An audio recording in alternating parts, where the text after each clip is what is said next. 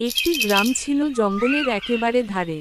সেখানেই থাকত এক কিশোর, নাম তার রায়হান। ওর বয়স মাত্র 12, কিন্তু সাহস আর কৌতূহলে বড়দেরও হার মানায়। প্রতিদিন স্কুল থেকে ফিরে রায়হান চলে যেত জঙ্গলের ধারে। কখনো গাছের ডালে চড়ে, কখনো নদীর ধারে বসে পাখিদের দেখত।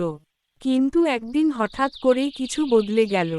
সে দিন রায়হান জঙ্গলের একটু গভীরে ঢুকে পড়ে। হঠাৎ করেই তার সামনে এসে দাঁড়ায় একটা ছোট্ট হরিণছানা। রায়হান থমকে যায়।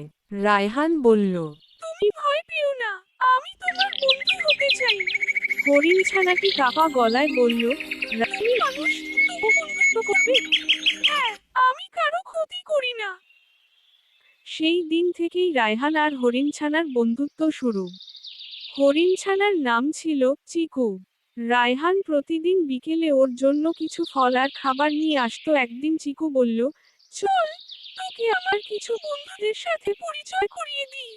রায়হান রাজি হয়ে গেল। ওরা হাঁটতে হাঁটতে পৌঁছালো একটা খোলামেলা জায়গায়। সেখানে ছিল এক বুড়ো হাতি, একটা বানর আর এক খুদে শেয়াল।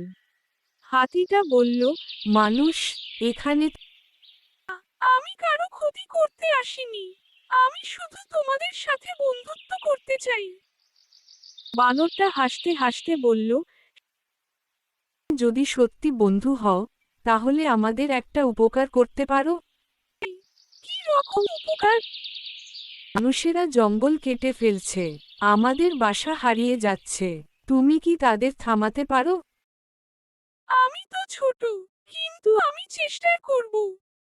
সেই দিন থেকেই রায়হান গ্রামের লোকদের বোঝাতে শুরু করল, জঙ্গল কাটা মানে পশু পাখির বাসা নষ্ট করা। ওরাও আমাদের মতো জীব। প্রথমে কেউ শোনেনি, কিন্তু ধীরে ধীরে কিছু লোক রায়হানের কথা শুনতে শুরু করে। স্কুলে একটি প্রকৃতি ক্লাব গড়ে ওঠে, যার সদস্য হয় অনেক ছাত্রছাত্রী। একদিন রায়হান ও তার বনবন্ধুরা একসাথে বসে। হাতি বলল, তোমার কারণে আমাদের বাসা বাঁচছে রায়হান।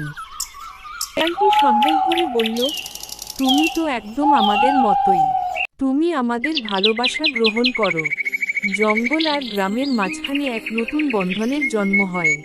এক ছোট্ট ছেলের ভালোবাসা আর সাহসে মানুষের আর বন্য প্রাণীদের মধ্যে এক মেলবন্ধনের গল্প রচিত হয়।